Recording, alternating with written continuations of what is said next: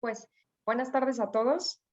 Queremos darles la bienvenida a una transmisión más de Applied Biotech Sessions y en esta ocasión hablaremos de un tema súper interesante de bioseguridad y biodefensa.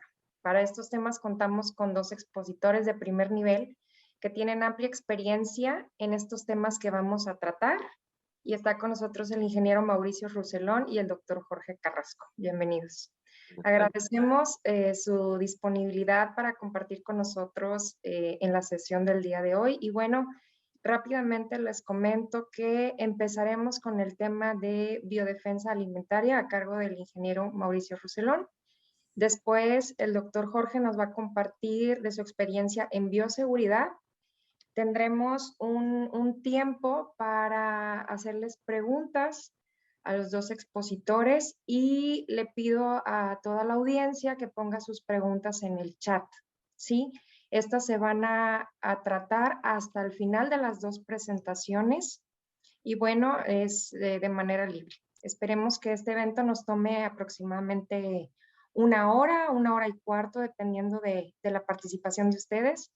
Y bueno, nuestros expositores tendrán 20 minutos para sus presentaciones. Entonces, le doy la bienvenida al ingeniero Mauricio Rousselón. Él tiene amplia experiencia en el sector alimentario. Él es ingeniero bioquímico con especialidad en ciencias y tecnología de alimentos y ciencias marinas por parte del Tecnológico de Monterrey y actualmente está terminando su segundo MBA de forma interuniversitaria por parte de la Universidad Regiomontana y Texas A&M International University. Durante su carrera profesional, él se ha desempeñado en las áreas de calidad de importantes empresas como Hershey Company y Citrofruit. Actualmente se desempeña como director de certificaciones de la FDA en Perry Johnson. Y bueno, Mauricio, siempre es muy enriquecedor compartir contigo espacio y bueno, bienvenido y gracias. Oh, muchas gracias. Gracias, doctora, y gracias al BioCluster por esta invitación. Esperamos que la presentación sobre defensa alimentaria sea de utilidad. Este es un tema muy abocado hacia la exportación. México como país exportador, netamente exportador de alimentos, cosa que no era así en mi infancia ya lejana. Tenemos un país netamente importador. Ahora tenemos la posibilidad de hacer una fuente de agronegocios y muchos de estos están interesados en que los alimentos cada vez lleguen con más valor agregado a la exportación. ¿Y cuál es nuestro 80%? Pues Estados Unidos. Luego entonces la normativa americana nos es de mucho interés como exportadores, como país exportador. Y la verdad es que pues estos amigos han tenido la oportunidad de enfrentar crisis y caos que gracias a diferentes motivos no nos toca más que ver pasar las balas de cerca, ¿verdad? Pero ellos tienen una situación bajo la cual pues son más blanco de ataques. Todos conocemos la historia de las Torres Gemelas y los ataques pues a la, la forma de vida estadounidense. Pues medio mundo parece ser que los tiene en la mira. Ahora bien, debido a esta situación, ellos han creado un cuerpo legislativo que trata de proteger el flujo de los alimentos producidos domésticamente y los que se importan bajo ciertas reglas. Protegerlos en el aspecto de inocuidad alimentaria es muy importante y para eso hay un montón de reglas, todas derivadas de lo que Obama fincó como acta legislativa llamada de la modernización de la inocuidad alimentaria. Muy bien. Dentro de esta acta se reconoció la importancia de la defensa alimentaria, no como el hecho de que no falten alimentos, sino de que los alimentos que se produzcan o se importen no sean sujetos de intervención adulterante con malas intenciones. Ya bastante problema hay con el fraude económico, el cual está también legislado y regulado por el Código de Alimentos de ellos mismos, y no debe de repartirse al público alimento adulterado alguno, fraudulento de ninguna manera. Ya bastante problema hay con fraude como para encima tener que estar preocupados por atacantes. Ahora bien, el ataque a los suministros alimentarios es una posibilidad que estadísticamente representa una viabilidad para el daño masivo muy alta, muy fuerte. Ya se han presentado, hubo un caso en Japón, no menos de 10 años, en los últimos 10 años, no recuerdo bien exactamente la fecha, donde un amigo enloqueció, trabajante de una planta de alimentos, y le distribuyó malatión a los productos de su planta. No queda muy claro cómo, pero este plaguicida pues definitivamente no está dentro de nuestra pirámide alimenticia, ¿verdad? En ningún lado lo he encontrado, ni en los cereales, ni en nada. Si acaso se trata de un contaminante incidental, pero cuando se agregó intencionalmente para dañar la salud pública en Japón, pues resultaron millones de porciones de producto afectadas y miles de consumidores atacados que sufrieron síntomas que variaron desde los leves hasta los graves. No hubo defunciones, sin embargo, pero pudo haber estado en un tris. A lo que este ejemplo nos remite es a la gran facilidad que la industria alimentaria tiene como multiplicador. La verdad es que si el daño fuera común, si la intención de atacar a las cadenas y a la logística alimentaria tuviera éxito, pues las Torres Gemelas y el COVID y las guerras quedarían o palidecerían comparado del potencial que tiene la industria de alimentos como la industria más grande del mundo que es. 7.000 millones de seres humanos desearían poder comer 3 veces al día, ¿verdad? Nada más hay que multiplicar gramos o medios kilos por esa cantidad 3 veces al día, todos los días del año, y eso nos da una idea del tamaño de la industria. Ahora bien, por lo mismo, el efecto multiplicador, pues, es alto. Como Merab lo indicó, la doctora tuve la oportunidad de trabajar de arrancar planta Hershey's aquí en Escobedo, Nuevo León, una planta de 1.000.000 de pies cuadrados, 21 líneas de producción hasta donde yo la dejé, 70 trailers diarios de productos moldeados de chocolate. Un solo tráiler de chocolatitos tipo cuáles, los Reese's o las miniaturas, tiene 140.000 o hasta 200.000 porciones. Imagínense que eso fuera dañino. La posibilidad es astronómica del daño masivo a la salud, pero hay que conocer para crear un daño. Y la legislación precisamente trata de disminuir las probabilidades de la contaminación exitosa. ¿De qué trata esa legislación y el vistazo que se le puede dar a esta en 20 o 30 minutos? Es el motivo de esta presentación. Ahí está el título de la legislación. El Código de Regulaciones Federales, el CFR 121, la parte 121 del título 21 de la legislación americana. Se llama Estrategias de Mitigación contra la Adulteración Intencional de los Alimentos. Si esto me ayuda cambiando, estaríamos dándole la bienvenida a la conducción de las evaluaciones de la vulnerabilidad acerca de la posibilidad de atacantes internos a la elaboración de alimentos, pero también pudiera haber de manera externa atacantes. Esto es muy amplio. La legislación solamente apunta hacia disminuir la vulnerabilidad interna. La vulnerabilidad externa no está considerada como de un potencial grave.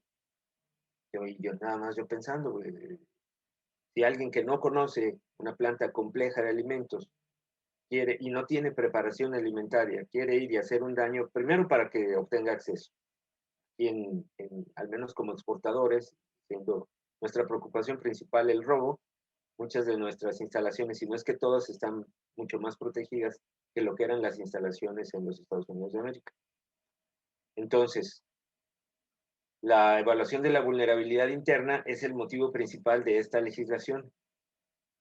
Nosotros ofrecemos capacitación en este sentido. También ofrecemos capacitación hacia la disminución de la vulnerabilidad externa, pero eso no es tema legislativo, es simplemente preventivo. Entonces, ¿cuál es el cuerpo u organismo que está dedicado a este tipo de capacitaciones? Es la Alianza para los Controles Preventivos de Inocuidad Alimentaria. Dado que la FDA reconoció la necesidad de asistir a la industria regulada, llámese a la que le toca cumplir la ley, con el cumplimiento del acta FESMA, que ya mencioné. Esta alianza surge entonces como sociedad público-privada fondeada por la FDA, con la misión de desarrollar currículums de entrenamiento, programas de extensión y asistencia técnica para apoyar a la industria regulada en el cumplimiento del acta. Tiene No una duda. solamente, ¿Se está compartiendo pantalla? Es que no, presentaciones sí, que no. debería estar compartiendo pantalla. A ver, qué bueno que lo mencionan. Quizá no entró. Ahí está ya. Díganme, por favor. Sí, Ujú. porque Sí. no se han perdido de mucho porque estuve platicando un largo rato sobre una pantalla anterior que enseguida comparto. Y fue esta.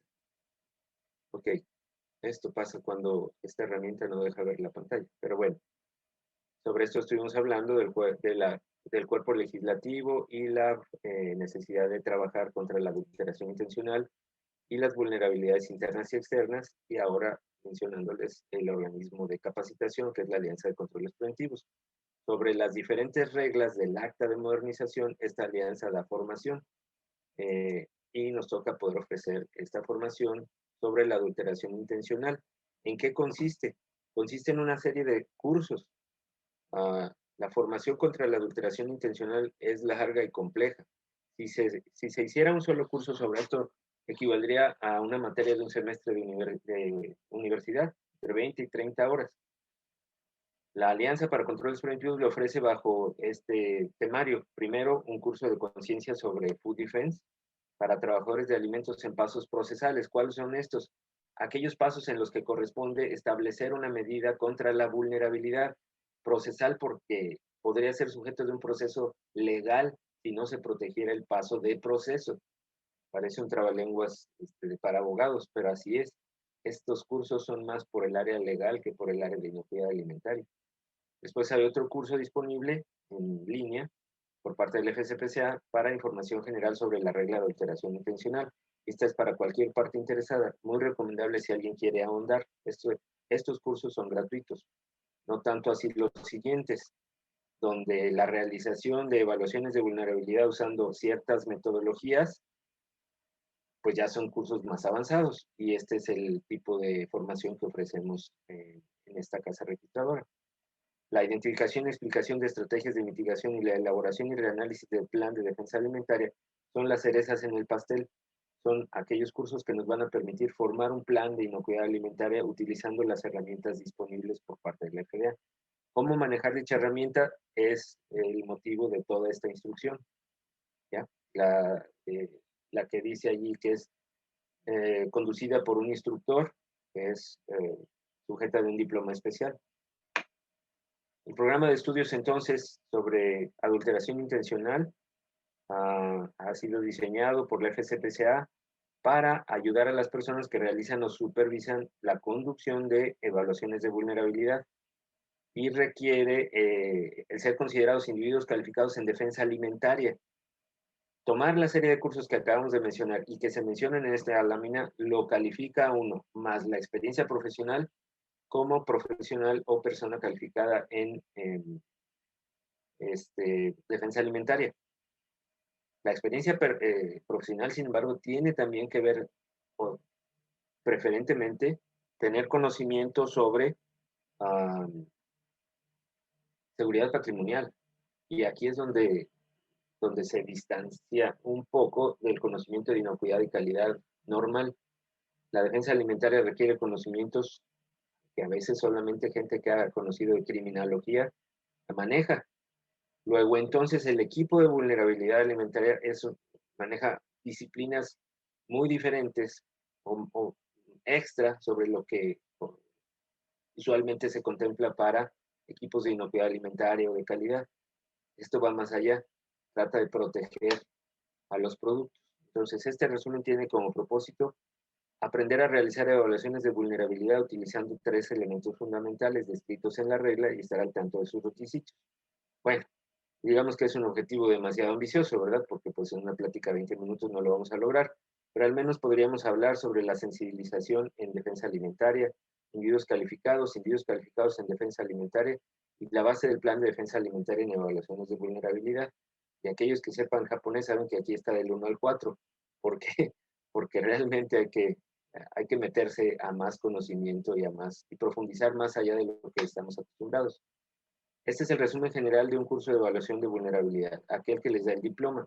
Es un curso de 8 horas y va desde el vistazo y los lineamientos de las medidas de defensa de los alimentos número 1 hasta la aplicación de métodos híbridos y la identificación de pasos procesales de proceso, habiendo pasado por la metodología de 3 elementos que propone la FDA, el primero de los cuales es la evaluación del impacto potencial a la salud pública de un atacante interno, seguido por la evaluación del grado de acceso físico al producto y culminado con la evaluación de la habilidad para contaminar exitosamente el producto. Habiendo revisado antes también las consideraciones para un atacante interno, las características inherentes que ya protegen a las instalaciones y reconociendo con anticipación los pasos preliminares para la evaluación de la vulnerabilidad en el número 2. Muy importante, esto es del dominio público. Este manual, si lo gustan llamar así, está disponible en el sitio de la FSPCA. Si alguien quiere adelantar en el conocimiento, únicamente lo tiene que descargar. Y es, junto con los manuales de todos los demás cursos sobre las diferentes reglas, totalmente gratis. Por ejemplo, aquí está la portada de dicho manual para conducir evaluaciones de vulnerabilidad con sus cuadernos de ejercicios. Estos ya son propios del curso. Los materiales pues componen también las láminas de PowerPoint asociadas, el manejo de los apéndices y sus folletos de claves de respuesta y ejemplos. Los apéndices son muy importantes en este aprendizaje. Las 500 páginas de ese manual, la mitad son apéndices. Apéndice número 1, la regla, la ley. Todos estos apéndices y todo el manual está disponible únicamente en inglés. Hay reglas que sí manejan información en español, cuando son para los exportadores, pero esta está pensada mucho en que si vas a crear un plan de defensa de los alimentos, hombre, pues te lo va a revisar la FDA y la FDA revisa las cosas en inglés. No hay traducción disponible todavía al español, aquí nada más están traducidos algunos de los pormenores. Aquí están los 5 apéndices, la regla, o sea, lo que marca la ley, los tipos de actividades clave, también llamados CATs, Key Activity Types, los recursos para la evaluación de vulnerabilidades, la asistencia técnica disponible y definiciones, abreviaciones y demás. La agenda del curso es esta, y son los elementos que acabamos de ver del 1 al 10 considerados en un solo día. ¿Ya? La mañana, con un break intermedio, y termina hasta el elemento 1, calculando el impacto potencial a la salud pública. ¿Sí? Nuestra presentación está disponible para ustedes. Y en la tarde procedemos con los demás elementos, el grado de acceso físico al producto, habilidad del atacante, ejercicios sobre el tema, analizando después de break los resultados para identificar pasos procesales. Este es el punto más importante. Porque una vez identificados los pasos procesales, les puedes establecer actividades de mitigación. Y ese es un curso aparte, el de actividades de mitigación, pero no es difícil de deducir, ya que uno está utilizando la herramienta. Un dulcecito extra es la aplicación del enfoque híbrido. ¿Qué es esto? Un enfoque en el que el análisis de la vulnerabilidad se hace no solamente mediante el uso de los 3 elementos ya mencionados, sino añadiendo o cambiando en algunas secciones por el método CAT de los tipos de actividades clave. ¿Qué es todo esto? Vamos a verlo con un poquito más de detalle. ¿Qué requisitos hay para este curso? Otra vez del 1 al 4, en japonés. Para aprender a usar el generador de planes de defensa alimentaria, que es la herramienta disponible por la FDA, habremos de estar sensibilizados y preparados en lo que ya mencionamos. ¿Sí? Entonces vamos para allá, mencionarlo rápidamente. La sensibilización sirve para cumplir con la ley. Si el personal que trabaja en la industria de alimentos exportadora no está sensibilizado o concientizado sobre defensa alimentaria, el producto podría ser catalogado como ilegal. El concepto, entonces, para las gentes que deban conocerlo, que no es todos, tampoco no vamos a crear monstruos, el concepto de atacante interno ha de ser manejado por públicos y audiencias exclusivas. ¿Quiénes? Pues aquí está el intríngulis del asunto. Quienes más deben de conocer sobre las posibilidades de atacante interno es el personal que más susceptible podría estar de convertirse en tal, para que, digamos que si hay una manzana podrida entre las manzanas sanas, las demás manzanas sanas ayuden a defender el cajón de fruta. ¿Ya? Entonces hay que concientizar al personal sin crear monstruos. Los supervisores requieren una concientización extra enfocada en el liderazgo y esto está solicitado por la ley. Algo muy importante, quien pierda de vista la ubicación psicológica de los supervisados podría dar oportunidades al atacante interno. ¿Y a qué me refiero con esto? ¿Qué significa ser un buen supervisor? Un buen supervisor de defensa alimentaria está al pendiente de síntomas que pudieran indicar que uno de los empleados está sufriendo un chantaje para adulterar el alimento. Imagínense. Y la situación pues no podría estar más alarmante. Bueno, todos estamos enterados de situaciones muy, muy difíciles como lo que pasó en Reynosa, ¿verdad? ¿Qué pasaría en el momento en el que digan, bueno, aquí matamos nomás a 26, pero a lo mejor podríamos irnos contra 12,000? ¿Qué tal si chantajeamos a esta empresa para que nos suelten dinero y un tipo de pago de piso más sofisticado?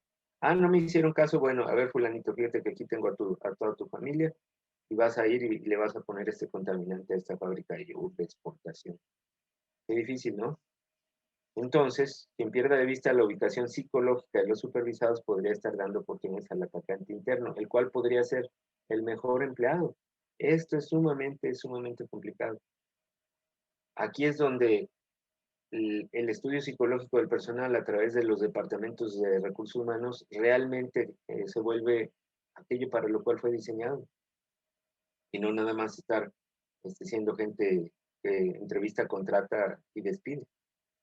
Los líderes de la organización han de manejar el programa dentro de límites racionales según marcos de seguridad patrimonial.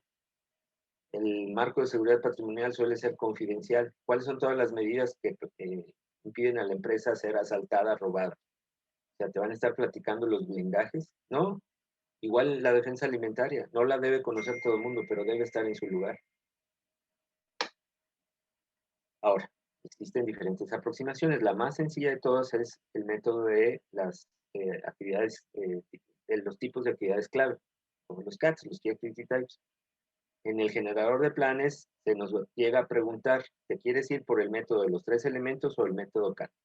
El método CAT está establecido mediante la FDA, que durante años hizo evaluaciones de vulnerabilidad alimentaria con la herramienta anterior que propugnaba la misma FDA, el sistema o el método Carver-Shock. ¿Ya? Carver es el acrónimo de una serie de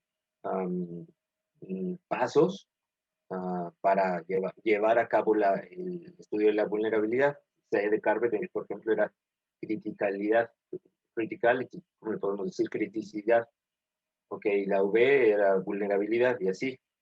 Entonces, la medición del impacto o de las posibilidades de afectación llevó al establecimiento de estas 4 actividades de proceso. En estas 4 actividades de proceso, si tu planta las tiene, es donde eres más vulnerable al atacante interno. Recepción y carga de líquidos a granel, imagínense una pipa de alta fructosa llegando a una planta de bebidas, o bien una carga de jugos desde una planta de cítricos y de concentrados a cruzar frontera para descargarse en McAllen o más adelante. Manejo de líquidos a granel, y esto es prácticamente cualquier preparación que hagas en cualquier marmita o paila que tenga agitación o incluso que carezca de ella, puede ser un silo. Entonces, estos son lugares donde la contaminación puede generar afectación en alto volumen. Recordemos que esto está diseñado para proteger contra el atacante interno que tiene las posibilidades y las ganas de hacer afectación masiva a la salud. No es alguien que quiere dejar ahí una grapa o echarle monedas de a peso a un aparato para ver si lo descompone. Eso no es defensa alimentaria. Eso no está dentro de los planes. Sin embargo, me recuerda que para que eso no suceda, también este plan requiere un manejo de prerequisitos. Y esos prerequisitos los manejamos en nuestro curso. Entonces tenemos la manera de generar el plan, rodeado de un conjunto de elementos de apoyo, y lo volvemos un sistema de defensa alimentaria. Los conjuntos de apoyo a veces tienen que ver con los que ya manejamos para la inocuidad y la calidad, y a veces son de otro tipo, más sutiles, más orientados hacia la seguridad patrimonial. Entonces, en ese curso manejamos todo eso. Luego, ¿qué más tenemos? Manejo de ingredientes secundarios. Esto es todo lo que llamamos bacheo, formulación, pesadas, bolsitas, puñetes, contenedores con polvos, contenedores con líquidos. Entonces, todo ese manejo de formulación es un punto también de posible ataque, para que solito vaya y se distribuya más volumen. Y mezclas y actividades similares, ya es el lugar donde efectivamente la mezcla, el tamizado, la dispersión puede estar ocurriendo. Entonces, la FDA determinó que si tenemos este tipo de actividades en planta, son los lugares en donde de cajón estamos más expuestos. No necesitamos hacer más análisis. Simplemente declaramos pasos procesales de proceso a aquellos puntos del diagrama de flujo de operaciones unitarias que involucren pasos que caigan dentro de estas categorías del 1 al 4. Y a los cuales les podemos colocar estrategias de mitigación. La base de datos que ya está establecida por la FDA de estrategias de mitigación es motivo de otra parte del curso que se ofrece. Consejo, desde el diseño de los equipos de la planta se debe considerar primero convertir equipos a proteger mediante características inherentes. Por ejemplo, estamos acostumbrados a conceptos de diseño sanitario, en donde es conocido que si tú tienes equipo en una planta húmeda, es preferible no llevar el equipo al piso, sino el piso al equipo. Dejar las patas separadas del equipo mediante chaflanes y superficies de concreto con loseto, lo que tú gustes y mandes, para que todo el charquerío esté debajo de donde los nichos de crecimiento microbiano, la listeria y todo eso. Muy bien, igual se puede considerar desde el diseño para prevenir la vulnerabilidad inherente, o como le podemos decir, la vulnerabilidad característica de los procesos alimentarios.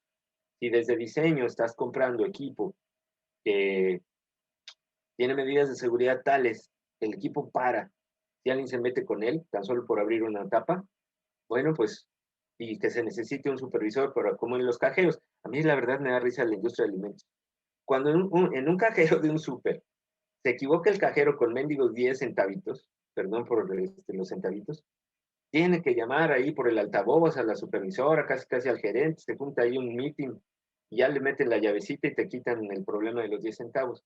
Acá, cuando alguien se podría meter con un tanque que afectaría 10,000 o 100,000 porciones y se abrió la tapita del tanque, a nadie le importa un cacahuate. O sea, vayan y cierren la tapita. ¿Más averiguatas? No. O sea, por 10 centavos casi meten en la cárcel al pobre cajero del súper. Pero acá, donde podría estar la afectación multitudinaria, no nos importa tanto. Algo andamos mal en algún lado, ¿verdad? Entonces la FDA nos da ese consejo. Estrategias de mitigación se suelen apoyar en medidas antirrobo, sobre todo para las posibilidades de atacantes externos, que una reja, que una pared, que un alambre de púas, que cámaras exteriores, bueno, también se ocupan en ciertos lugares como los que mencionamos del 1 al 4, cámaras interiores quizá. Las estrategias de mitigación son medidas confidenciales. Habrá estrategias señuelo, que están ahí como pinochos mintiendo, pero que la gente se siente observada. En caso de ustedes, pues hemos puesto cámaras falsas. Hay verdaderas y hay falsas. Entonces, pues como que la gente la ha pensado y sí, disminuyó muchísimo el número de personas tocando el timbre o queriendo hacer algún estropicio. Los equipos de crisis deben estar enterados de las estrategias de mitigación para sus discretas GEMBA. O sea, jefe, ¿está usted invitado al GEMBA de vulnerabilidad? ¿Nos acompaña? Sí, ándale, vamos. Mira, aquí tienes esta cámara. Mira qué bien te quedó esa instalación donde está esto súper secreto, haciendo que las gentes ya no manejen esas tapas. Entonces el jefe mete la pata durante el GEMBA. Hay que tenerlos bien entrenados y enterados, ¿sí? Porque, bueno, todo eso costó dinero. Hay que mantenerlo con la discreción debida. 3 elementos fundamentales, ya medio los manejamos. La evaluación de vulnerabilidad puede simplificarse mediante el método CAT, pero el que realmente le gusta a la FDA es el método de los 3 elementos. Los 3 elementos fundamentales que conforman la JAVA, este es el nombre en inglés, Intentional Adulteration Vulnerability Assessment. Evaluación de la vulnerabilidad contra la adulteración intencional, al revés. Son 3 elementos. 1, cantidad de producto en riesgo. Calcula el número de porciones que podrían resultar afectadas por la adulteración intencional sobre un equipo o proceso determinado. Y eso es nada más con conocer bueno, de este tanque de pasteurizado, de este tanque de balance, de este tanque de preparación, ¿cuánto va a salir? ¿Para cuántos vasos de leche de los niños? ¿Okay? Luego, la accesibilidad del equipo para que el atacante interno le pegue y la facilidad del atacante interno para contaminar exitosamente el producto. ¿Qué tanto tiempo tiene? ¿Qué tan visible es? Todo esto se analiza mediante unas tablas, se les dan scores, y los scores más altos generan pasos procesales de proceso, a los cuales por ley hay que meterles estrategias de mitigación, si no, su producción es ilegal para la exportación. Hay otra consideración, la cantidad de producto en riesgo se puede calcular mediante la consideración de un contaminante típico X, la FDA no te dice cuáles, los bioquímicos conocemos varios, con un LD50, la dosis letal del 50% que el FDA propone es de 40 miligramos por porción. Ya ellos habrán hecho sus estudios y determinaron que lo que podría intoxicar a la gente, llevársela a crear margaritas por debajo, equivaldría a 40 miligramos por porción. Eso es nada. A ver, piensen en la palma de la mano cuánto es un gramo de azúcar. A un gramo de azúcar le podemos contar los granitos. Ahora 40 miligramos. Con mayor razón podemos contar los granitos. ¿Ok? Entonces es muy poquito. Mientras más grande sea el equipo que el atacante interno quiere contaminar, pues más contaminante va a requerir, ¿cierto? Si el equipo es gigantesco, imagínense un silo de los de, no sé, no quiero decir ni nombre de ninguna empresa, pero conocemos los de las aceiteras, por ejemplo, pues necesitaría un camión, pues ir cargando 2 o 3 diablos llenos de sacos de contaminante. Curiosamente, el tamaño también defiende en este caso. El problema es en los lugares donde sí se puede extender la contaminación y no es tan evidente en la cantidad de producto que habría que estar acarreando, no de productos, sino de contaminantes. Estamos terminando con este brevísimo resumen. Como componentes de gestión están aquellos que están incluidos en la herramienta. Y yo creo que lo mejor que podríamos hacer es, pues, tocar un poquito la herramienta. Aquí me interesaría, sin embargo, saber cuánto tiempo nos queda. ¿Cómo andamos, doctora? Andamos, justo, doctor. Ya, de hecho. De hecho, estamos en tiempo. Muy bien. Ok, entonces esto queda como un pendiente de quienes estén más interesados. Lo único que tienen que buscar es googlear esto, el Food Defense Plan Builder, descargarlo y jugar con él. Todos los conceptos que estamos mencionando los maneja esta herramienta. A veces, no, quizá no nos salga tan bien si no tenemos conocimiento alguno de lo que está detrás. Se recomienda tomar el curso para que la herramienta le haga sentido al FDA en su próxima visita. Así que, pues, con esto es lo que tenía que ofrecerles en los conceptos de defensa alimentaria según la legislación americana y lo que le conviene a los exportadores. Muchas gracias. Se aceptan preguntas al final, después de la presentación del doctor Carrasco. Muchísimas gracias, ingeniero Mauricio. Siempre es un placer. Y le recuerdo a todo el auditorio, por favor, puede poner todas sus preguntas y sus comentarios en el chat. Aprovechen que está en este espacio Mauricio con nosotros y adelante con sus preguntas. Y bueno, vamos a pasar a la siguiente exposición, con tema de bioseguridad con el doctor Jorge Alberto Carrasco González de Biosafety by Analytech Life. Él es biólogo de formación, es doctor y maestro en biotecnología por el Tecnológico de Monterrey. Es asesor de proyectos de implementación en biotecnología y cuenta con experiencia en áreas de dispositivos médicos, bioseguridad, nutracéuticos y economía azul. Él ha participado en el Consejo Consultivo del Programa de Ingeniería en Biotecnología del TEC de Monterrey y cuenta con certificados de entrenamiento de salud ocupacional y bioseguridad laboral en el contexto COVID-19, otorgados por el Center of Disease Control y la Organización Mundial de la Salud, así como la certificación del Food Safety Manager por la NRFSP. Actualmente, el doctor Jorge dirige el área de desarrollo de bionegocios en Biosafety. Bienvenido, doctor, y adelante. Hola, ¿qué tal? Buenas tardes a todos. Gracias, Mira y Enrique, por la invitación. Con mucho gusto les voy a hacer una presentación de la experiencia que hemos tenido en esta pandemia, en el contexto COVID, como una herramienta para poder apoyar en las diferentes actividades económicas en reactivarse y poder hacer detecciones preventivas, ¿no? Este es uno de los grandes retos en la pandemia, detectar a las personas de forma preventiva antes que se generen estos contagios que tanto afectan. Entonces, bien, les voy a hablar un poquito de sistemas de monitoreo masivo y empezaré con un poco de contexto. Hace poco más de un año, esta es una gráfica que rescatamos del 27 de junio de hace un año, teníamos 2.800 casos, todos concentrados en la parte de China, sudeste asiático y demás. Esta es una foto del día de ayer, tenemos 179 millones de contagios y pues bueno, infinidad de casos de mortalidades. Esto nos lleva a una premisa o a un punto que hay que tomar conciencia, ¿no? Todo partió de un solo caso. Todo esto que estamos viviendo partió de un solo caso y debido a esto, un solo caso es muy importante para la consecuencia para el futuro. Entonces, cada persona que nosotros detectemos a tiempo, evitamos una gran cantidad de contagios subsecuentes. Es un mensaje importante que a veces lo perdemos de vista y es uno de los puntos más relevantes sobre las medidas preventivas. El poder detectar a tiempo.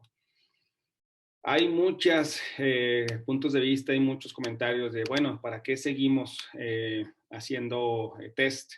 ¿Por qué hacer pruebas? Ya se contagiaron muchos, ya se vacunaron muchos. Pues bueno, hay diferentes argumentos, algunos más fuertes que otros. Una es que hay recontagios, aún con ya una vez que te hayas contagiado, aún con la vacuna puedes llegar a contagiarte. Obviamente, el riesgo de complicaciones de fatalidades es mucho menor, pero existe. Otro es que la inmunidad de rebaño es lejana, ahorita voy a hablar un poquito más al respecto, no estamos tan cerca de llegar a esta inmunidad.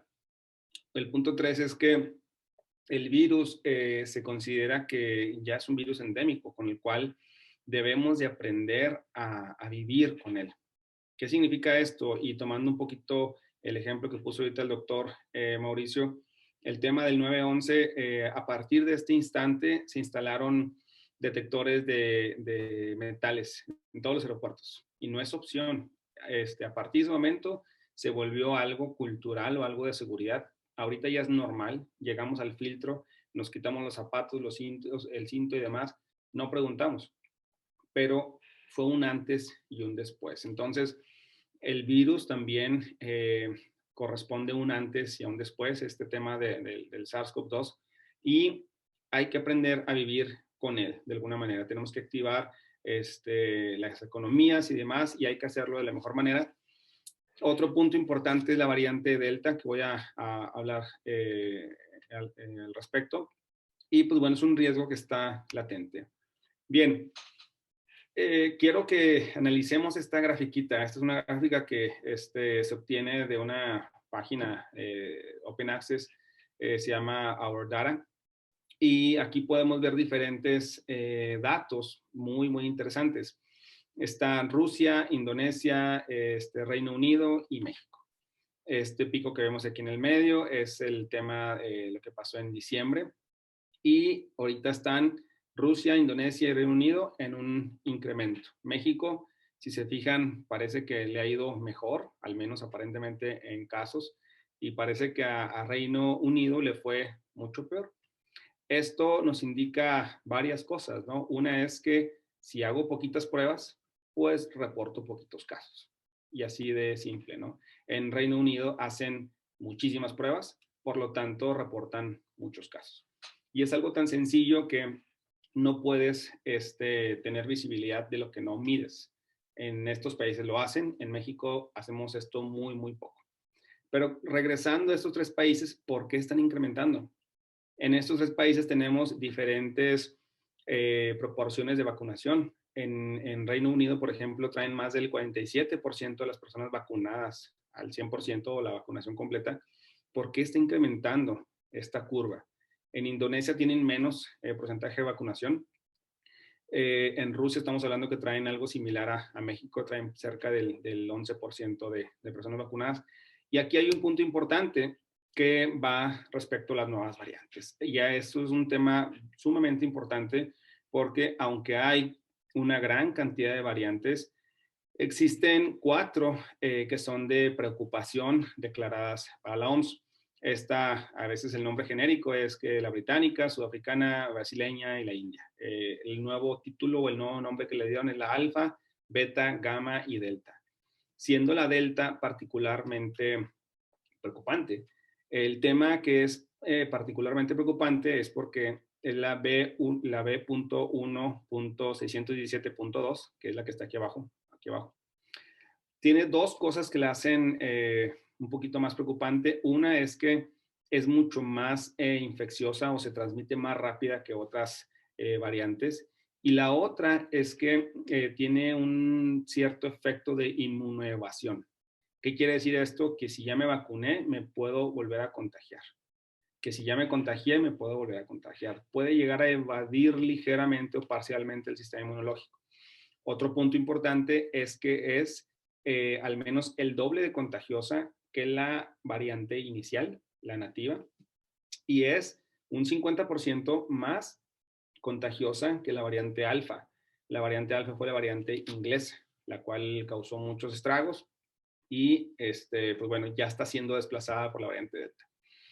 Aquí podemos ver números, gráficas de lo que ha pasado en diferentes estados del Reino Unido, en diferentes partes del Reino Unido, cómo ha sido desplazada, esto gris que se ve es la variante alfa, y cómo ha llegado la variante delta a incrementar los casos en todos los puntos, ¿no? Entonces, la proporción de casos de la variante delta ha incrementado en cada uno de los estados a un ritmo muy, muy acelerado.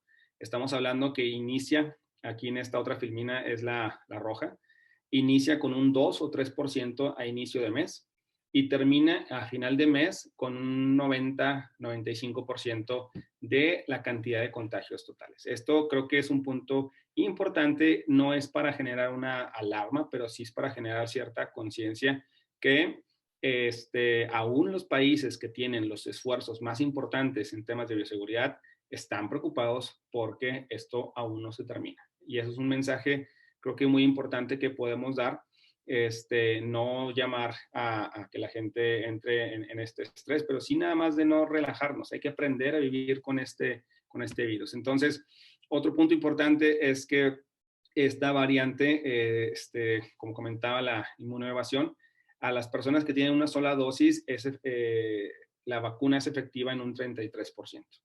Y las que tienen las 2 dosis o el cuadro completo es efectiva en un 88% o en un 60%, hablando particularmente de las vacunas de Pfizer y de AstraZeneca. Aquí creo que hay otro mensaje importante que mandar.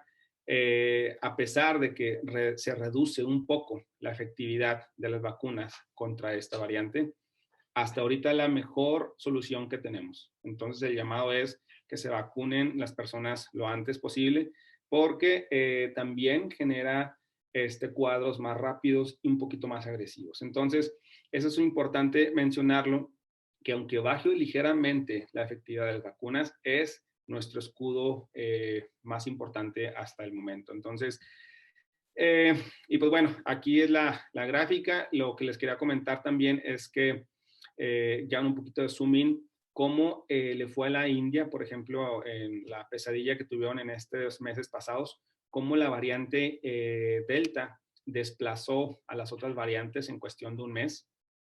Lo mismo se vio en Indonesia, de hecho ahorita están en problemas. Actualmente esta variante representa el 95, más del 95% de los casos en Inglaterra, y aquí la vemos como en mi scroll, cómo ha estado desplazando a las otras variantes. La variante Delta es la verde aquí. El tema es que esta ola o que el mismo patrón se está repitiendo y se va a repetir lo más probable en Estados Unidos. En Estados Unidos empezó con un 3%. Hay algunos sitios en Estados Unidos donde ya representa el 15%, pero eso avanzó en un par de semanas. Entonces, se reproduce muy, muy rápido. En México estamos aquí abajo. Ya llegó la variante. Tenemos muy poca información porque se hace poca secuenciación, pero se espera un patrón más o menos espejo a lo que fuese a pasar en Estados Unidos, pero con la desventaja que tenemos menos proporción de la población vacunada. Entonces, el llamado es a vacunarse antes posible y a poder tomar las mejores medidas de prevención con tiempo. La inmunidad de rebaño es otro punto que se mencionaba. Quiero que veamos a Israel como uno de los ejemplos de vacunación más importante. Israel actualmente trae un 57% de su población total está vacunada. Ellos se dice que ya están del otro lado y demás, pero hace una semana revirtieron el mandato de usar mascarillas. Ellos hasta aquí, hace 2 meses, 3 meses, ya no usaban mascarillas en la calle, porque el gobierno dijo, pues bueno, ya estamos una buena proporción vacunados, pero se volvió a indicar el uso de mascarillas, aún con estos niveles de población vacunada. En México, la estimación entre personas contagiadas y personas vacunadas, se estima que estaremos alcanzando la inmunidad de rebaño en cerca de 305 días. O sea, todavía nos falta un ratito más. Y pues bueno, también se espera también que el virus va a empezar a generar modificaciones. Entonces, si se vuelve a ser más contagioso, vamos a estar pateando la bola, hacer esto cada vez un poquito más lejano. Entonces, la mejor manera de terminar esto es actuando en comunidad desde todos los sentidos, ¿no? Desde los puntos preventivos generales, vacunación y demás. Esto es un punto importante que mencionaba al inicio. ¿Qué significa esto? Es la cantidad de pruebas que se hacen por cada 1000 habitantes. Si vemos los esfuerzos en Reino Unido son muy, muy importantes. En México son muy reservados, prácticamente ni aparecemos en la figura. Y esto nos indica cuáles han sido los esfuerzos. En México se han hecho muy poca esfuerzo en hacer testing o pruebas. De tal manera, los datos que se reportan actualmente están subestimados. Y subestimados lo decimos con toda seguridad porque se hacen pruebas solo a las personas con síntomas. Las personas sin síntomas están pues prácticamente invisibles. Ni siquiera se dan cuenta que estuvieron contagiadas ni que llegaron a contagiar a su círculo cercano. Otra gráfica que les quisiera mostrar, cómo está México en la cantidad de pruebas respecto a las rentas, ¿no? Al nivel, digamos, económico del país. México, digamos que se pudiese comparar con Uruguay a nivel de renta per cápita, pero en estos países hacen 10 o 20 veces más pruebas que lo que lo hace México. En cambio, México sí se compara a otros países en África, por ejemplo, hacen más o menos la misma cantidad de pruebas. Y pues bueno, estamos haciendo muy, muy pocos esfuerzos. Y esta es una gráfica muy importante, creo que es de las más importantes para poder tener una perspectiva de cómo han estado las cosas en la pandemia. Es una gráfica de positividad. ¿Qué significa esta gráfica? Nos dice, de 100 personas que se hacen PCRs, que se hace la prueba, ¿cuántas salen positivas? Esta gráfica nos dice 2 cosas. Nos dice cuántas pruebas estás haciendo y a quién se las estás haciendo. Entonces, cuando hago muy pocas pruebas, cuando solo le hago pruebas a las personas que tienen síntomas, obviamente la positividad me va a salir muy alta, porque solamente selecciono a las personas que traen síntomas, a les hago la prueba. Pues sí, en México rondamos el 50%. Solamente de cada 100, el 50% de las personas son positivas. Esto no es un efecto preventivo, esto es un efecto reactivo. Me espero que se enfermen, llegan enfermos, les hago la prueba. El efecto preventivo y lo que recomienda la OMS es que este porcentaje lo hagamos menos del 5%. Para lograr esto, ¿qué se requiere? Hacer pruebas a la población. Si yo agarro una plaza pública, hago 1000 pruebas, detecto esos casos invisibles que están entre la sociedad y que son portadores y son personas que son contagiosas. De esta manera voy a hacer 1000 pruebas y a lo mejor voy a detectar a las mismas 50 personas positivas, pero en este caso la positividad ya me bajó menos del 5%. Y estos son los grandes esfuerzos que, por ejemplo, le salvaron el año a Corea. Corea desde el inicio intensificó sus pruebas, hicieron miles, cientos de miles de pruebas en esta parte, estamos hablando entre febrero y marzo, y controlaron prácticamente la pandemia. Entonces, Eso es un punto muy importante, ¿no? Países que superan un 20% están en problemas bajo el contexto de positividad. Y quiero que veamos aquí cómo ha estado comportándose la gráfica de México. Hemos estado entre 40 y 50 todo el año. En algunos estados de México, por ejemplo, Chihuahua, por ahí de octubre, noviembre, traemos 75% de positividad. Esto es un punto bastante preocupante, bastante alarmante. Entonces, prácticamente estábamos así, ¿no? Estábamos pensando que todo está bien, todos los países haciendo esfuerzos, haciendo dinámicas de prevención, y en México, pues bueno, no nos tocó el mismo esquema de prevención. La recomendación es simple: no puedes tener visibilidad. No puedes tener visibilidad si estás con los ojos tapados. No puedes combatir un incendio si estás con los ojos tapados. Entonces, tomando el mismo ejemplo del director de la OMS, Tedros, esto es un incendio en un bosque cualquiera, ¿no? Hay 3 tipos de pruebas que nos sirven para 3 tipos de cosas diferentes. En este caso, las pruebas de anticuerpos nos dicen cuando la infección ya pasó. Nos indican que hubo una infección, me dan evidencia que pasó la infección, y sí, son los anticuerpos. Es una defensa, ¿no? Está bien. Tienen su uso, pero me dice que ya me contagié. Esta otra prueba sería representando los antígenos. Me dice, ok, efectivamente se está quemando este árbol, ¿no? Se está quemando este bosque. Sí ayuda, pero solamente cuando tengo síntomas. En el otro sentido, esta vendría siendo una prueba de PCR. Es el humo, es un detector de humo. La única prueba que tiene un poder o un formato que puede generar una prevención son las pruebas de PCR, porque justamente detectan trazas, partículas y muy pocas cantidades de virus, y de esta manera puedo evitar estos 2 escenarios. Entonces, aquí, pues, ¿cuáles voy a usar? Pues bueno, las son las de PCR. La problemática aquí, o lo complejo, se pone porque nosotros como humanos no somos arbolitos estáticos. Tenemos piernas, nos andamos moviendo y andamos regando flamas por todas partes. Entonces, esto lo hace un poquito más complejo, y de aquí viene parte y gran parte de la relevancia de estar haciendo test, de estar haciendo monitoreos masivos de forma continua. El gold standard es la prueba de PCR. Esta nos dice si la persona es portadora o no de SARS-CoV-2 y punto, ¿no? Entonces, esta es una gráfica muy sencilla sobre cómo empieza una evolución más o menos típica de COVID. Se contagia en el día 1, desarrolla síntomas hasta el día 7, 8. Aquí puede entrar una prueba de antígeno, está bien, pero antes de síntomas, pues no hay ninguna sospecha para hacer una prueba de antígeno. Entonces, la única prueba que nos permite analizar en este periodo que no hay síntomas, que la persona se siente perfectamente bien en el día 3 al 7, no hay ningún síntoma, la única que nos puede decir que está positivo o no es una prueba PCR, de forma confiable. Entonces, se pone más compleja la cosa porque una proporción importante de las personas contagiadas, estamos hablando entre un 50 a un 70% en algunos estudios, indica que son asintomáticos. Es decir, o tienen ningún síntoma o van a tener un solo síntoma, un dolor de cabeza, aquí es una diarrea, pero un dolor síntoma, que normalmente no se asocia directamente con tema COVID.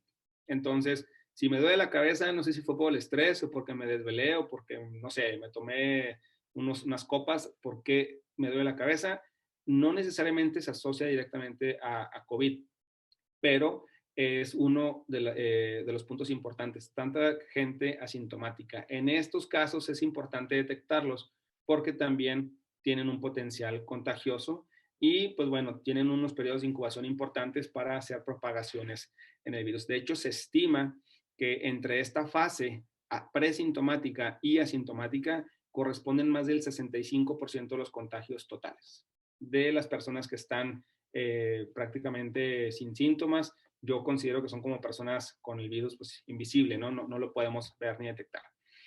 Las pruebas de PCR, pues bueno, ya comenté, detectan asintomáticos, tienen validez clínica, son confiables, específicas, sensibles. El tema es que son costosas para hacerlas masivas. Las pruebas de antígeno, pues como les comentaba, no son confiables para analizar asintomáticos. Y este estudio, de hecho, publicado en las páginas de la CDC, reporta que si tú haces pruebas rápidas de antígenos en gente que no tiene síntomas o en gente en el trabajo, en las escuelas y demás, si haces pruebas rápidas de antígeno en este tipo de gente, tienes un error del 60%, bueno, del 59.8%. Entonces, tenemos un error bastante grande. Entonces, 6 de cada 10 personas contagiadas sin síntomas no las voy a detectar con pruebas rápidas. Y en esta otra gráfica se demuestra que aunque no tengan síntomas, las personas son evidentemente contagiosas. Se cultivó el virus y se demostró que las personas asintomáticas son contagiosas. Entonces, en resumen, es más eficiente tirar un volado que hacer pruebas rápidas para gente sin síntomas. Y no recomiendo que se haga un volado, simplemente es no se invierta de esta forma los recursos tan preciosos. Entonces, un punto importante, la manera en que hemos resuelto este tema, hemos tomado las diferentes herramientas que tenemos a la mano, tanto pruebas de PCRs, tipos de muestras en saliva, modelos estadísticos y certificados para poder masificar las pruebas a menor costo que las pruebas rápidas. Eso es importante. Hemos logrado generar pruebas muy sensibles, altamente sensibles, masivas, a menor costo que las pruebas rápidas. Y estas tienen el objetivo de hacer contact tracing o de analizar rastreo de contactos. Por ejemplo, en mi oficina, uno de mis compañeros se contagió. ¿Cómo sé que no contagió a los otros 20 de la oficina? ¿Voy a hacer 20 PCRs? Bueno, este es un ejemplo para hacer pruebas PCR grupales. Voy a tener un evento de 100 personas y quiero blindar el evento, hacer un evento burbuja que le llaman. Bueno, hago PCR 2 días antes del evento y así protejo el evento. Entonces, o simplemente para estrategias de salud pública, voy a analizar a X porcentaje de la población por semana para poder tener una prevalencia más fina, más acercada. Esto se logra, una de las herramientas importantes es una PCR pool testing. Sumamente simple, sumamente sencilla y efectiva. Se utiliza en todo el mundo y es bastante precisa. Funciona de la siguiente manera. Se colectan pruebas. Cada tubo es una prueba, una persona. Aquí, por ejemplo, hay 10 tubos, 10 personas. En el caso de este ejemplo son muestras de saliva. Lo que se hace en el laboratorio es que se colecta una fracción de estas pruebas y se deposita en este tubo. Este tubo representa una muestra compuesta. De esta manera, el PCR se le hace a este tubo en lugar de hacer 10 PCRs. Si este tubo es positivo, significa que al menos una de las personas es positiva. Y este tubo es positivo, entonces se procede a analizar individualmente un PCR a cada uno de los tubos. Pero, ¿qué sucede si este tubo es negativo? Se descarta que exista presencia del virus en cualquiera de las muestras asociadas. Estos son ahorros arriba del 80% en el desarrollo de las pruebas PCR, ¿no? En el caso de nuestra experiencia, hemos realizado más de 14,500 pruebas en México con esta metodología y hemos tenido un falso negativo. Esto nos sale una alta precisión y son pruebas bastante efectivas, ¿no? Aparte, pues esto se utiliza en muchas universidades en todo el mundo, hospitales, centros, eventos y pues bueno. El otro punto es que, bueno, si voy a estar haciendo pruebas masivas y constantes, ¿cómo hacer para no incomodar a las personas? ¿Cómo hacer para que no genere ese dolor? También la respuesta es simple. La respuesta está en la saliva, que es el por qué cuidarnos con el cubrebocas, la sana distancia, es para que las partículas no lleguen. Las partículas, los aerosoles tienen una alta carga viral. Y tomar muestras en saliva es altamente efectivo, muy rápido, no es doloroso. Son muestras con alta carga viral, alto suministro. Y esto exactamente es lo mismo que utilizan en las ligas deportivas de alto nivel, NFL, NBA, en la Champions League, en la Fórmula 1, etc. Usan pruebas en saliva porque son cómodas, sensibles, rápidas, etc., ¿no? Entonces, otro punto importante es que hay que blindar ahora la parte de la seguridad a nivel de los reportes. Normalmente se entregan los reportes en un PDF. ¿Cómo sé yo, si estoy en un aeropuerto, si estoy en la entrada en un concierto, cómo sé yo que la persona que me entregó el reporte no lo modificó con un Photoshop?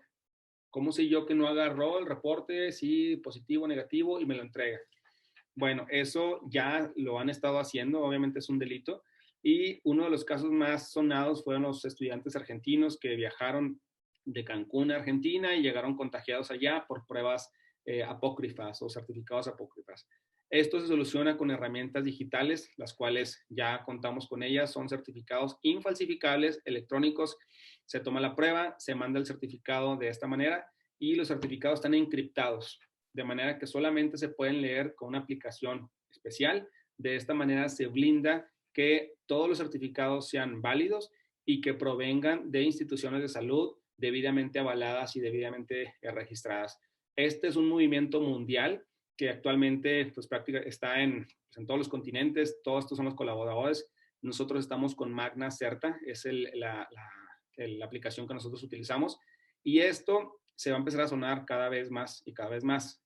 Parte del futuro cercano es el tema de los pasaportes COVID, que van a contener en tu celular qué vacuna traes, qué prueba te hiciste, cuándo te la hiciste y demás. Este va a ser el pase de entrada a los conciertos. Ya se utiliza en muchos aeropuertos con todas estas aerolíneas para ir a Hawái.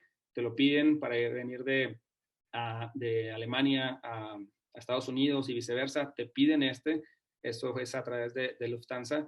Y pues bueno, esta es una red mundial que está homogenizando y blindando el tema de los certificados COVID, ¿no? El proceso completo es se hace la toma de muestra a grupos de personas. En el caso del group testing, se les da una capacitación de 1 minuto, instrucciones muy sencillas, ya hay un video que tenemos. Se toma la muestra en zonas abiertas. Esto es muy rápido, muy sencillo. Esto dura 2 a 5 minutos. Se entregan las muestras en una bolsa, se llevan hasta un laboratorio. Aquí tenemos un laboratorio especializado con todas las medidas, con asistencia robótica y con capacidad bastante importante. Y finalmente se entrega un certificado infalsificable. De esta manera cerramos el ciclo y garantizamos la seguridad en cada uno de los pasos. Lo más importante es asegurar que no entran personas contagiadas a un sitio o detectar efectivamente que estamos haciendo unas actividades de prevención. Y ya como resumen, pues bueno, Biosafety, el sistema, nosotros brindamos servicios de pool testing, muestras en saliva, tenemos sistemas de PCRs altamente sensibles. Esto funciona si hacemos resultados en un día. Y pues bueno, una capacidad importante, arriba de 140,000 pruebas mensuales. Y pues bueno, con la capacidad de entregar este tipo de certificados infalsificables. Esto es parte de lo que les queríamos compartir. Tenemos esquemas especiales para escuelas, para eventos y demás, pero bueno, esto quizás sea charla de otro espacio. Y pues bueno, agradezco mucho al BioCluster, a los organizadores por la invitación. Y si tienen dudas, preguntas, con muchísimo gusto estamos a sus órdenes. Muchas gracias. Muchas gracias, doctor Carrasco, agradeciendo su presentación, y muchas gracias también al ingeniero Roselón. Ahora en el evento, bueno, quisiera pasar a la parte de preguntas. Los que tengan preguntas con confianza pueden ponerla tanto en el chat como en la sección de preguntas y respuestas, pero quisiera abrir con una pregunta de nuestra parte como organizadores, y es que quisiera preguntarle a ambos, en sus experiencias, ¿cuáles creen que sean las siguientes amenazas por bueno, el tema de ahora que vimos del COVID, que comentaba el ingeniero Roselón sobre los ataques terroristas, y cómo deberíamos estar, bueno, cómo deberían estar preparadas las organizaciones para hacerles frente? Ya empezamos, ingeniero Roselón. Si entendí bien, estaríamos preocupados por el terrorismo entre las organizaciones, digamos, en mi ámbito, exportadoras. Y bueno, en general en el proceso, pero en el caso de como tenemos estas ramas de contacto humano, tanto lo que comentaba el doctor Carrasco de ahora sí, actividades humanas normales como es el viaje, pero también está el tema de la producción alimentaria, que de repente ha habido temas ahí en cuanto a preocupaciones que comentaba en su presentación de personas malintencionadas o inclusive errores que puedan llegar ahora sí a afectar a la población en general. Usted, en su experiencia, ingeniero Roselón, ¿qué cree que pueda ser la siguiente amenaza en su Pues aspecto? yo le tengo mucho respeto ahorita y preocupación a los ambientes políticos exacerbados, al divisionismo aspiracionísticos por el estilo. Todo lo que sea radicalismo político puede facilitar la creación de mentes inestables que quieran o pudieran tener ideas que no le convienen a nadie. Entonces, ¿de qué manera prevenir eso? Esa es una de las grandes preguntas de nuestros tiempos. Lo que sí es que las organizaciones tienen que estar cada vez más capacitadas para detectar las manzanas podridas en el cajón de fruta normal, y para eso pues existen diferentes herramientas, y como mencioné en la presentación, las áreas de recursos humanos en estas épocas realmente van a proceder a ganarse el pan suyo de todos los días, a diferencia de actividades como las que venían realizando. El diagnóstico psicológico y psicométrico tiene otra dimensión ya en estos tiempos. Ok. Y en su caso, doctor Carrasco, con el tema de todas estas enfermedades con la actividad humana. Bien, del tema, yo veo dos amenazas fuertes en el futuro. Una son las bacterias resistentes a antibióticos, por una parte. De hecho, ya se estima que va a ser una de las principales causas de muerte en pocos años, las bacterias ultrarresistentes, porque usamos indiscriminadamente, ¿no?, los antibióticos casi para todo. Y aunque están ya regulados, se siguen utilizando con cierta ligereza. Esa es una que veo. La otra es que, pues bueno, se pueden generar variantes nuevas, o ya en este caso cepas nuevas, si hay que distinguir entre una variante y una cepa, no es lo mismo. Puede venir una cepa SARS-CoV-4, por ejemplo, u otra cosa. Y mucho de esto está asociado a nuestro alto índice de depredación natural. Somos altamente consumidores, nuestras demandas de alimentos nos obligan a tener producciones intensivas de aves, de cerdos, etcétera. Y estos pues son súper incubadoras de todo lo que queramos, de virus, de bacterias y demás. Temas de influencias, virus en general. Entonces, creo que si no moderamos de cierta manera nuestros consumos de proteína de origen animal, por una parte, vamos a seguir teniendo esta sobredemanda, superdemanda pues, de estos alimentos, y en consecuencia van a seguir saliendo estos eventos. Entonces, yo lo veo por ahí. Uno, pues son las bacterias resistentes a antibióticos, y el otro es algún susto que nos pongan algunos virus derivados, ¿no?, de la actividad pecuaria intensiva. Muy bien. Y a raíz de esto que me comentan, considerando que también puede ser una mezcla de amenazas en cuanto a actividades terroristas utilizando biológicos, ¿consideran que hay políticas públicas que fomenten la innovación? Digo, nos queda claro que hay regulaciones para evitar estos riesgos, pero pues todo es a medida de una reacción, ¿no? Entonces, ¿ustedes consideran que hay políticas públicas que permitan la innovación para poder afrontar a amenazas que todavía no conocemos, tanto en el ámbito de la defensa alimentaria como en el tema de la bioseguridad? Sí, por el orden acostumbrado, si me permiten, como política pública en defensa alimentaria, pues México es bastante napoleónico y lapidario. Las normas y regulaciones aquí son: no contaminarás y hazle como quieras y como puedas, tengas o no tengas tu responsabilidad. Tú como productor, procesador, manufacturero, eres el responsable de la contaminación. Por eso me llama la atención la pregunta de Sergio ahí en el chat sobre la costeña. Um, este, pues sí, la costeña era totalmente responsable de la inocuidad alimentaria de sus clientes, del producto hacia sus clientes, y las consecuencias legales o no para las personas que se supo hicieron el daño, pues ya son harina de otro costal. Pero mientras tanto, cualquier responsabilidad que hubiera surgido por el daño a la salud era del productor. Entonces, en políticas públicas, el refuerzo de la normativa, sí, quizá un poco más específica, y ayudando a los productores a interpretar las posibilidades, está más claro por el lado americano que por el lado nacional. Creo que conviene, teniendo a los principales generadores de investigación en inocuidad alimentaria para el mercado que más nos interesa tan cerca, pues seguirles de cerca la pista. Sí, me parece interesante, doctor. Ingeniero.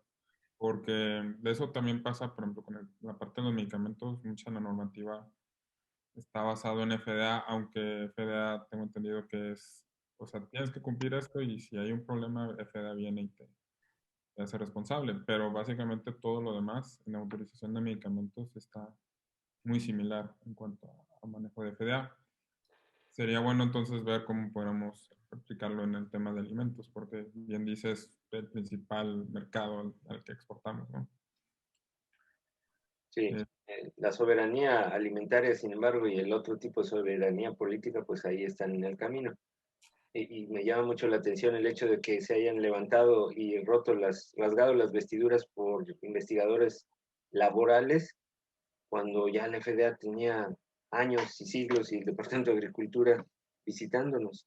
O sea, hay falta de información políticamente sesgada. Pero bueno, eso ya es harina de otro costal. Como bien dice. Doctor Carrasco, ¿cuál sería su...? Pues bueno, yo creo que en el tema de bioseguridad hay muchas acciones que parece que son funcionales y es como genera esa sensación de seguridad. Y voy a tocar el tema particularmente del tema COVID, pero que tienen poca o nula relevancia. Me atrevo a decir poca todavía, ¿no?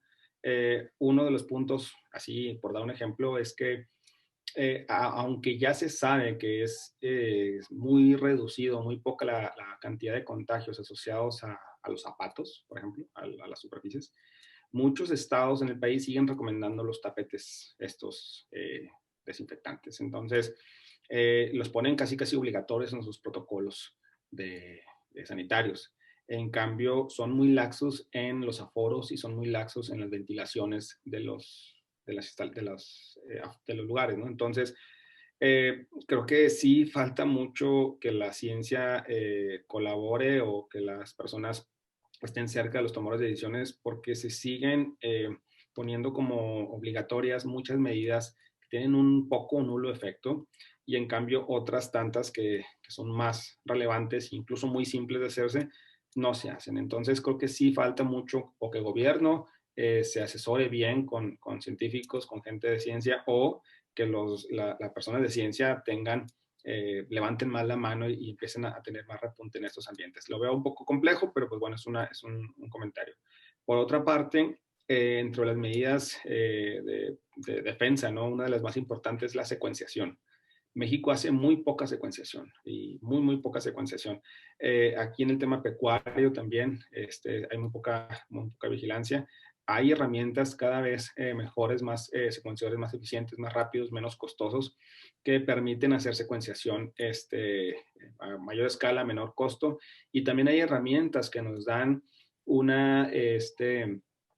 concepto diferente, ¿no? De cómo funcionan. Por ejemplo, el tema de la prevalencia basada en el agua residuales, en drenaje.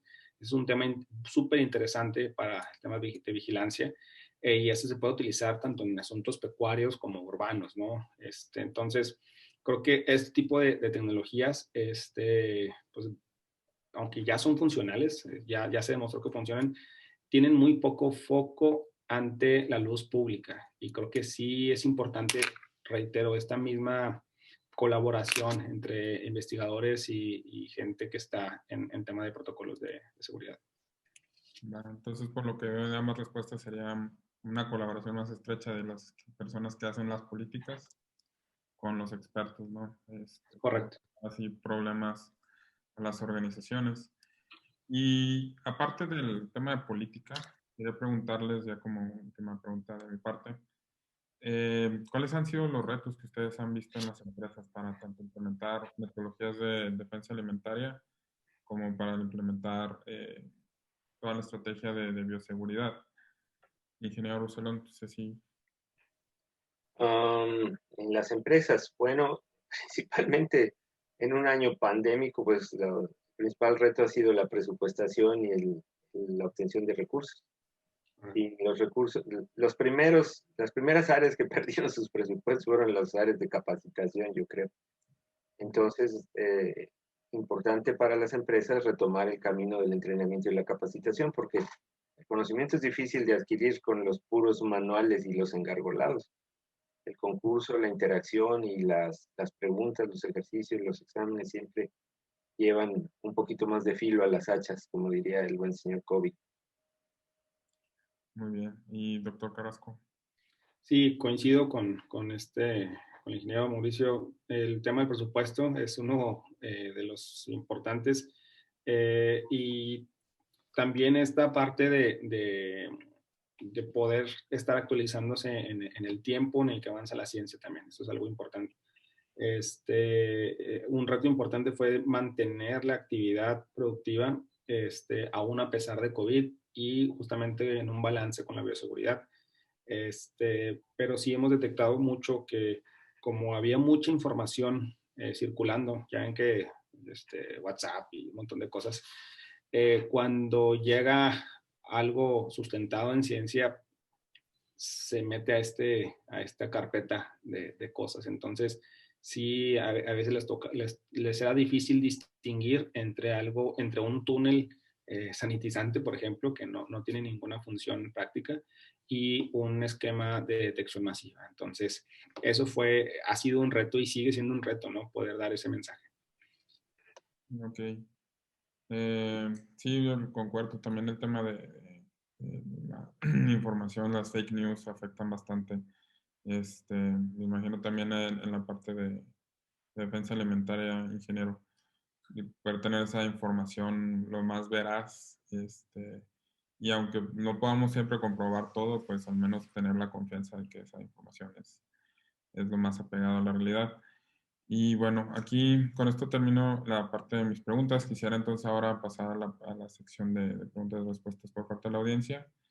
Y bueno, vimos que ya ahorita contestó la primera del señor Sergio Justino, pero también el señor Sergio Justino tiene dos, una para cada uno. El ingeniero, él nos pregunta que si hay una relación con la trazabilidad de inocuidad y la sanidad vegetal. Me imagino que en tema de defensa alimentaria.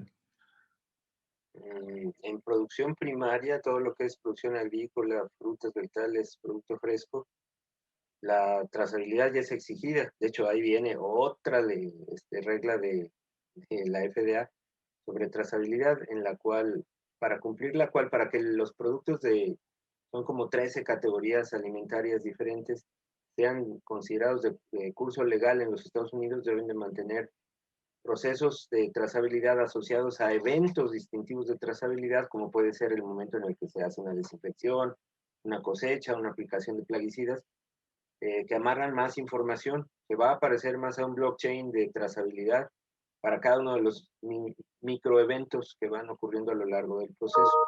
Las empresas que más rápido le agarren el sentido a las nuevas modificaciones legales de trazabilidad en los Estados Unidos van a tener un mejor mercado de exportación, y definitivamente están asociadas. La relación de trazabilidad, inocuidad y sanidad vegetal en el caso de producción agrícola primaria, pues es indisoluble e indivisible. No avanza una cosa sin la otra. Okay. Ahí agregando un poco la pregunta, ¿también eso incluye a los OGMs? ¿No? Ya ve que ¿A los qué, perdón? a los organismos genéticamente modificados. Sí, claro. Curiosamente pues hay un montón de cosas que seguir. Denominaciones de origen, GMOs, características orgánicas, clean label, sustentabilidad. Y sí, mientras más medallas quieras perseguir, más complejo, pero a la vez más recompensante va a ser tu sistema de trazabilidad. Ok, sí, porque ya ve, digo, en Estados Unidos sé que es más el flujo de OGMs o genéticamente modificados de allá para acá, pero sí sé que es un problema para otros mercados, como por ejemplo el europeo. El doctor no me dejará mentir, pero todos los que ya nos pusimos la Pfizer somos GMOs, así que ¿qué onda? No pasa nada. Un poquito. Muchas gracias, ingeniero. Y doctor Jorge, también del señor Sergio Justino. Dice que aunque si presenta su cartilla de vacunación de COVID-19, siguen las pruebas en los aeropuertos. Esto yo creo que está en relación a lo que comentaba de los pasaportes COVID, que en mi caso también tuve que viajar y a veces sí tenía el miedo de que la prueba, porque era un laboratorio pues no, digamos, no reconocido en local, pero como quiera era bueno y pues que la rechazaran, ¿no? Entonces, aquí no sé si usted en su experiencia, ¿cómo les ha pasado con las personas? Depende un poquito depende un poquito la política de cada país. De hecho, el país que recibe el vuelo es el que pone el grado de pruebas o de requisitos que quiere cada persona. Hay países que dan la opción, o estás vacunado o traes PCR o alguna prueba para entrar. Hay países que aceptan incluso las de antígeno. México, de hecho, es uno de ellos. México acepta una prueba COVID, PCR o antígeno, la que sea, y bienvenidos, vengan a México. Eso explica uno de los grandes problemas que tenemos ahorita en Quintana Roo, allá en Cancún, el tema de los turistas que vienen de todo el mundo. Y de hecho Yucatán también trae un foco ahí importante.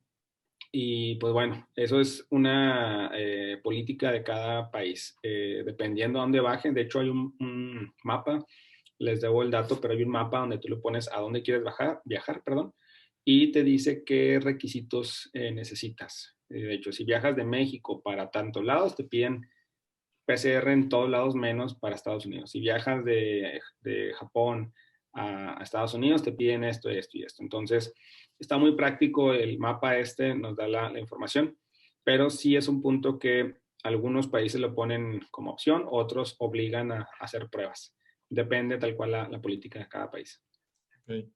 Y el mismo señor Sergio nos pregunta si usted tiene conocimiento de alguna medicina de COVID que esté, bueno, contra COVID que esté ahora sí en etapas ya un poco más, al menos preliminares, no sé si etapa 1, la verdad yo tampoco he escuchado, pero... No he escuchado en tableta, dice. Sí. No, he escuchado que hay algunos avances, algunos estudios para vacunas orales o nasales. Eso sí he escuchado. Desconozco, no les he seguido la pista tan cercana, no sé en qué fase van. Pero, pues bueno, una de las, digamos, causas o algo de las consecuencias beneficiosas dentro de todo lo malo es que la inversión en ciencia y tecnología en esta pandemia se fue bastante alto. Entonces, muchas vacunas, muchos tratamientos van a empezar a desarrollar vacunas porque se aceleró mucho la tecnología, la capacidad instalada para la generación de vacunas, VIH, etcétera. Entonces, van a empezar a sacar vacunas para enfermedades que antes no habían sido tratadas. Este particular no sé de una tableta o una vacuna oral, así que esté próximo a salir. Esperemos, guardemos esperanzas, Ojalá, pero sí. también la verdad no he escuchado, porque sí es muchísimo más complicado generar un tratamiento que una vacuna. Pero bueno, muchas gracias, doctor. Continuando con la señorita Rebeca Gutiérrez, comenta que si cree que un mapeo satelital de aerosoles, me imagino que es para usted, doctor, de aerosoles, así como un análisis estadístico de concentración de esos aerosoles, podría ayudar a encontrar en qué región se presentan más contagios, aun si los gobiernos no presentan información del estatus de la pandemia.